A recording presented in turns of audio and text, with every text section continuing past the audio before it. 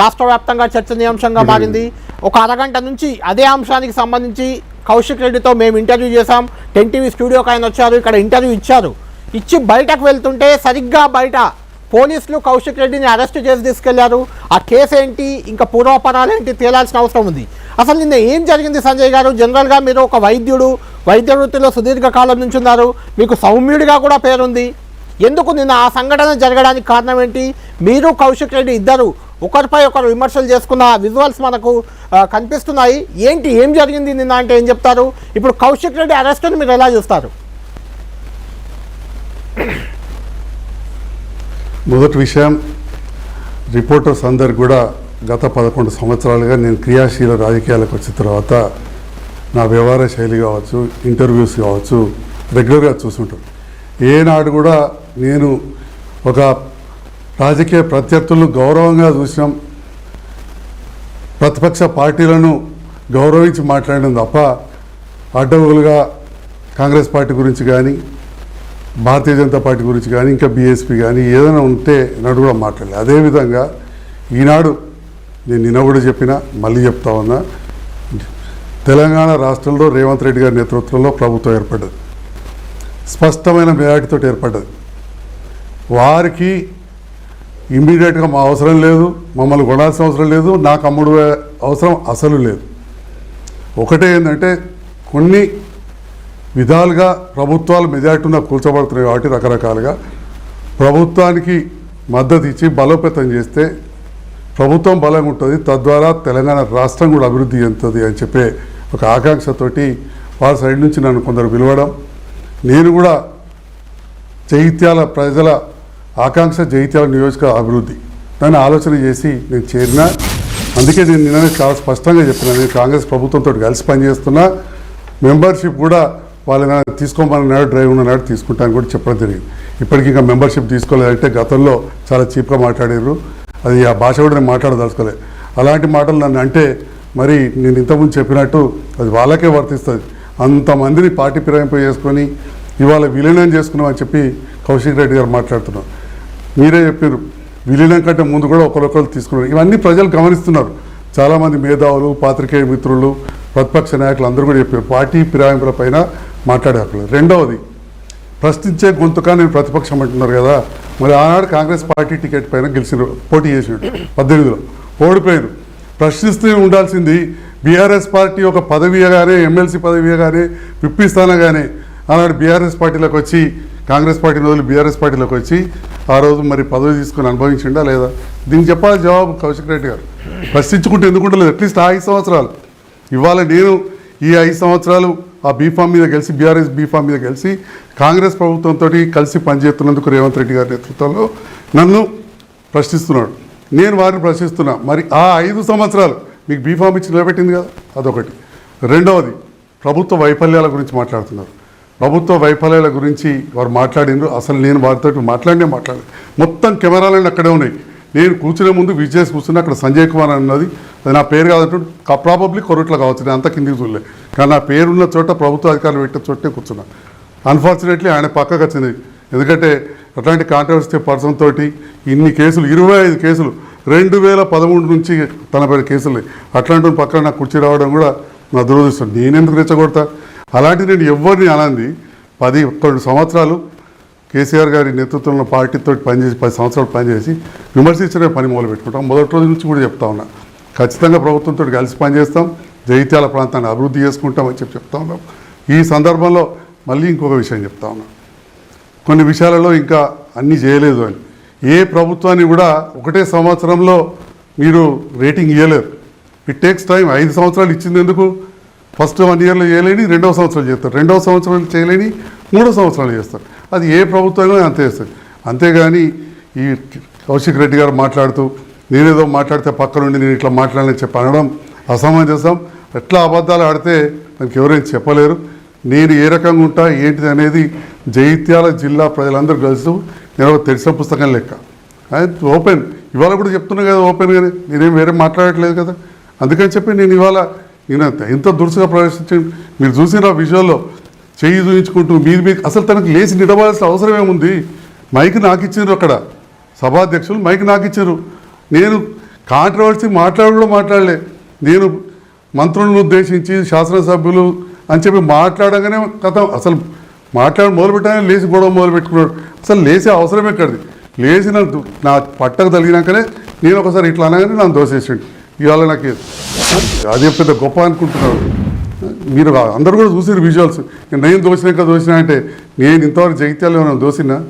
రెండవది ఈ కేసుల విషయం 2013 నుంచే తన మీద కేసులు లేయండి.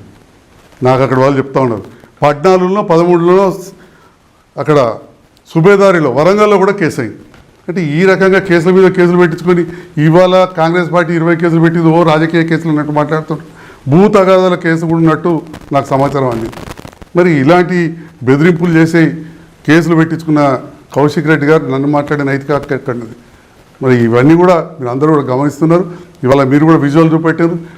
నేను ఇవాళ కూడా స్వీకరిస్తూ ఉన్నా. గతంలో వాళ్ళు ఇంతమందిని పార్టీలో చేర్చుకున్నందుకు శాసనమండలి సభ్యులు కావచ్చు, శాసనసభ్యులు కావచ్చు, వాళ్ళు టెక్నికల్గా అందరైనాక చూపించారు కావచ్చు. కానీ ఎవరెవరు ఎప్పుడు జరిగిందన్నది, ఎప్పుడెప్పుడు ప్రభుత్వంతో కలిసి పనిచేశారన్నది మీ అందరికీ కూడా తెలుసు. ఒకటైతే మరి మీరే చాలా స్పష్టంగా చెప్తున్నారు. ఒక ఎర్ర జెండా కూడా లేకుండా చేసిన ప్రభుత్వ పక్షాన పోరాడే కమ్యూనిస్టుల పార్టీ ఒక్కరు గెలిస్తే వారిని కూడా విలీనం చేసుకున్నారు. బహుజన సమాజ్ పార్టీ నుంచి 2 గెలిస్తే ఒకరికి మంత్రి పదవి ఇచ్చి విలీనం చేసుకున్నారు. అవన్నీ నేనేం మాట్లాడలేదు. ఇవాళ మాట్లాడుతున్నాను కాబట్టి నేను మాట్లాడాల్సి వస్తున్నది. తప్పకుండా మాట్లాడతాం, ఎందుకు భయపడతాం. నేను కూడా పక్కా రాజకీయ కుటుంబం నుంచి వచ్చినాను. ఇంకొక మాట మాట్లాడాను ఈరోజు, వార్డు మెంబర్ గెలవరు. మరి అలాంటి వాడిని నేను పోయినా అండి బీఆర్ఎస్ పార్టీ ఆఫీస్కి టికెట్ ఇవ్వమని 2014లో నా ప్రాక్టీస్ చేసుకుంటూ బ్రహ్మాండమైన హాస్పిటల్ నడుపుకుంటూ కూర్చున్నా. ఇవాళటి కూడా నా పేరుంది. ఇవాళ నేను పోతే 10 ఆపరేషన్లు అయ్యేటి. అలాంటి వాడిని నాకు అక్కడి నుంచి ఫోన్ వచ్చిందా, ఇక్కడి నుంచి ఫోన్ వచ్చిందా, నా దగ్గర అంత శక్తి లేదు. కానీ కాల్ డేటా తీయమంటే వాళ్ళ దగ్గర ఉంటుంది కదా. వాళ్ళ ఆఫీస్ నుంచి ప్రముఖ నాయకుల దగ్గర నుంచి ఫోన్ వస్తే పోయి కలిసి పోటీ చేయమని చేసిన. ఏ సందర్భంలో చేసినండి? 4 రోజుల ముందు. 1 నిమిషం లైన్లో ఉండండి. ఇప్పుడు మనం బిగ్ బ్రేకింగ్ చూస్తున్నాం. తెలంగాణ వ్యాప్తంగా 1 నిమిషం లైన్లో ఉండండి. తెలంగాణ వ్యాప్తంగా సంచలనంగా మారింది. కౌశిక్ రెడ్డిని 10 టీవీ స్టూడియో ఇంటర్వ్యూ నుంచి బయటకు వెళ్తుంటే పోలీసులు అదుపులోకి తీసుకున్నారు, అరెస్ట్ చేశారు కూడా. ఈ అరెస్ట్ని మీరు ఎలా చూస్తారంటే ఏం చెప్తారు? చూడండి, అరెస్ట్ మామూలుగా కాలేదు. నిన్న తను చేసిన గొడవ ఒక జిల్లా డిడిఆర్సి మీటింగ్లో జరిగింది. అక్కడ లెజిస్లేటివ్ అఫేర్స్ మినిస్టర్ కావచ్చు, సీనియర్ మంత్రులు కావచ్చు, పున్నం ప్రభాకర్ గారు, ఉత్తమ్ కుమార్ గారు, మొత్తం మంది జిల్లా అధికారులు అందరూ ఉన్న సందర్భంలో అనవసరంగా గొడవకు దిగి నా పైన మ్యాన్ హ్యాండ్లింగ్ చేయడంతోటి నేను కూడా కంప్లైంట్ ఇచ్చిన. అంత పెద్ద మీటింగ్ డిస్టర్బ్ చేసాడు. అంత మొత్తం ఉమ్మడి జిల్లా అధికారులందరూ కూడా వారు 4 పథకాలపైన ఏం చేయాలని చెప్పి దిశానిర్దేశం చేస్తారని వస్తే మొత్తం సమయం అంతా వృధా చేసే సందర్భంలో, అక్కడ రసవ చేసే సందర్భంలో ఆర్డీఓ గారు కూడా ఇచ్చి ఉంటారు. నేను కూడా నా మీద మ్యాన్ హ్యాండిల్ చేసిన దానికి నేను కూడా ఇవ్వడం జరిగింది. మరి ఇలాంటి వారికి ఖచ్చితంగా అరెస్ట్ చేయాల్సిందే అని చెప్పి అది నేను భావిస్తున్నా. అది చట్టం చూసుకుంటుంది, విత్ ఇన్ దేర్ లిమిట్స్ చట్టం చూసుకుంటుంది, రేపు కోర్టు చూసుకుంటుంది. అంటే సంజయ్ గారు, మీరు ఇవాళ స్పీకర్ ప్రసాద్ కుమార్ను కూడా కలిసి కౌశిక్ రెడ్డిపై అనర్హత వేటు వేయాలని కోరారు. అటు కౌశిక్ రెడ్డి మాత్రం మీ 10 మంది ఎమ్మెల్యేలపై అనర్హత వేటు వేయాలంటున్నారు. ఎవరిపై వేయాలి? చూడండి, నేను ఒక ఎమ్మెల్యేని, ఇక్కడ జగిత్యాల ప్రజలు గెలిచిన శాసనసభ్యుని. నేను ప్రజల విషయం మాట్లాడడానికి నిన్న లేచిన తప్ప వేరే లేదు. నేను రాజకీయ ప్రసంగం చేయలేదు, రాజకీయాలు మాట్లాడలేదు, కౌశిక్ రెడ్డి గారితో అసలు మాట్లాడలేదు. నేను ఎవరితో కూడా మాట్లాడలేదు. అక్కడ వేరేవారు పరిచయం ఉన్నాను, ఎవరు వెళ్ళి కూర్చున్నా మాట్లాడగానే గొడవకు దిగి. మరి ఇవాళ నేను ఒక శాసనసభ్యునిగా, చట్టసభలకు ఎన్నికైనవానిగా నన్ను మాట్లాడకుండా అడ్డగించినందుకు ఖచ్చితంగా కౌశిక్ రెడ్డి మీద చర్య తీసుకోవాలని చెప్పి నేను కోరడం జరిగింది. ఈ జిల్లా అధికారులందరూ ముందుకు జరిగింది కాబట్టి వారు తప్పకుండా రిపోర్ట్ తెప్పించుకొని దీని మీద యాక్షన్ తీసుకుంటా అని చెప్పారు. తీసుకోవాలని కూడా కోరుతా ఉన్నాను. అంటే సంజయ్ గారు, నిన్న మీరు కౌశిక్ రెడ్డి పక్కన కూర్చున్నారు. కౌశిక్ రెడ్డితో కేటీఆర్పై విమర్శలు చేస్తాను, తిడతాను అని మీరు అన్నారు. అన్నందుకే ఆ గొడవకు దారితీసింది అలా మీరు మాట్లాడడమే అనేది ఆయన చెప్తున్నమాట.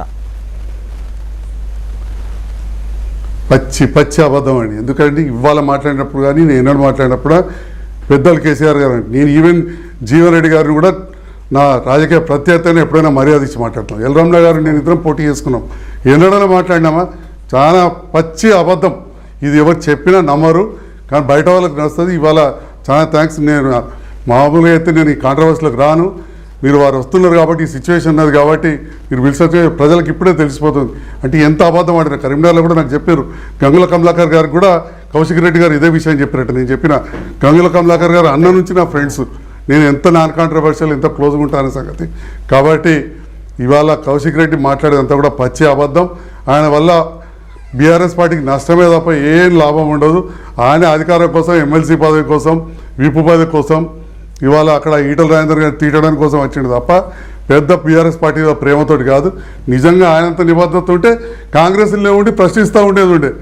2023లో కావాల్సి వచ్చేది అది వేరే విషయం. కానీ ప్రశ్నించే సందర్భంలో బీఆర్ఎస్ పార్టీలోకి వచ్చి ఎమ్మెల్సీ పదవి, విప్ పదవి ఎందుకు తీసుకున్నాయండి? దాని వారికి జవాబు చెప్పాలి కదా.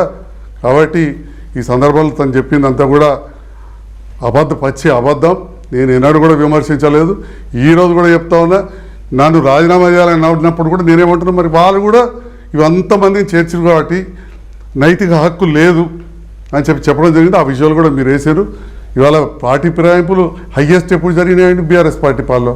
అప్పుడు ఏం చెప్పేవారు పెద్దలు కేసీఆర్ గారు, ఎంతోమందిని ఆకర్షించుకుంటే మనం అంత బలోపేతం అన్నట్టు అని చెప్పి ఇంటర్నల్ మీటింగ్స్లో చెప్పేవారు.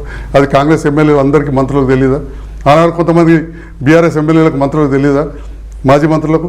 బీఆర్ఎస్ సీనియర్ ఎమ్మెల్యేలు బాధపడేవాళ్ళు, ఈ కొత్తగా వస్తున్నారు మంత్రులు అవుతున్నారు, మేము 3 సార్లు గెలిచినా మా బెంచ్ వెనకపోతుందని చెప్పి ముచ్చట్లు పెడుతుంటే నేను కూడా విన్నాం. ఇది వాస్తవం కాదా అని చెప్పి నేను ఈ సందర్భంగా అడుగుతా ఉన్నా. అంటే సంజయ్ గారు ఒక సవాల్ చేశారు కౌశిక్ రెడ్డి, మీరు 10 మంది ఎమ్మెల్యేలు రాజీనామా చేయాలి, బీఆర్ఎస్ మొత్తం మంది ఎమ్మెల్యేలు 26 మంది వాళ్ళకు ఉన్నట్టున్నారు, 26 మంది కూడా రాజీనామా చేస్తారు, 28 మంది మొత్తం వెళ్దాం, ఎన్నికల్లోకి వెళ్దాము, ప్రజల మద్దతు ఎవరి వైపు ఉందో తేల్చుకుందామంటూ సవాల్ చేస్తున్నారు. అంటే ఆ సవాల్ని స్వీకరిస్తారని మీ ఇండిపెండెంట్గా మీరు చెప్పలేకపోయినా ఆ సవాల్ కొంత సహేతుకంగా ఉంది, సిద్ధమవుతుందా కాంగ్రెస్ పార్టీ దానికి? కాంగ్రెస్ పార్టీ పక్షాన్ని నేను ఇప్పటికి మాట్లాడలేదు. ఎందుకంటే నేను చెప్పినాను కాంగ్రెస్ ప్రభుత్వంతో కలిసి పనిచేస్తున్నా, అవసరం ఉన్నప్పుడు ఎంటెళ్ళడానికి కూడా సిద్ధంగా ఉన్నాను తప్ప పార్టీ పక్షాన్ని నేను చెప్పాను. ఎందుకంటే పార్టీకి ఒక అధ్యక్షుడు ఉంటారు, కార్యవర్గం ఉంటారు, వారు మాట్లాడతారు. నేను నా వ్యక్తిగతంగా చెప్పిన పార్టీలో గతంలో ఫిరాయింపులు ప్రోత్సహించినందుకు, చేర్చుకున్నందుకు, ఇది నేనే కాదు చాలామంది మేధావులు సీనియర్ నాయకులు కూడా మాట్లాడారు. పార్టీ ఫిరాయింపుల పైన మాట్లాడే నైతిక హక్కు బీఆర్ఎస్ పార్టీకి లేదు. ఇన్ కేస్ నన్నే అడిగితే గతంలో చేసింది మరి పొరపాటే, నువ్వెందుకు చేసినావు మరి ఆ పొరపాటుని అనే ఉంటే, వాళ్ళ పొరపాటు అయిందని నేను చెప్తే, వాళ్ళు రాజీనామా చేస్తే క్షమాపణ చెప్తే ప్రజలకు నేను చేస్తా అని చెప్పినా కదా, చాలా స్పష్టంగా చెప్పాను. Right, thank you. కౌశిక్ రెడ్డికి ఎమ్మెల్యే పదవి రాజకీయం లేకపోతే నడవదు. రైట్, కానీ నాకు ఉన్నా లేకుండా సంజయ్ కుమార్ అంటే ఒక గుర్తింపు ఉంది జైత్యాలని చెప్పి ఈ సందర్భంగా తెలియజేస్తా ఉన్నా. కేసులు కూడా రాజకీయమే కాదు, రాజకీయాలకు రాకముందు 2013లో కూడా కౌశిక్ రెడ్డి మీద కేసులు ఆ విషయాన్ని కూడా తమరు గమనించాలి.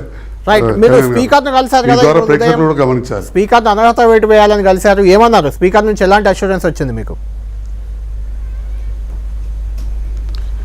జిల్లా అధికారుల నుంచి నివేదిక తెప్పించుకొని దానిపైన ఖచ్చితంగా చర్య తీసుకుంటామని చెప్పారు. రైట్, థ్యాంక్ యూ సంజయ్ గారు, థ్యాంక్ యూ వెరీ మచ్. మొత్తానికి కరీంనగర్లో జరిగిన కరీంనగర్ జిల్లా సమీక్షా సమావేశంలో జరిగిన ఆ సంఘటన అనేది ఇప్పుడు రాష్ట్ర వ్యాప్తంగా చర్చనీయాంశంగా మారింది. ఆ రాష్ట్ర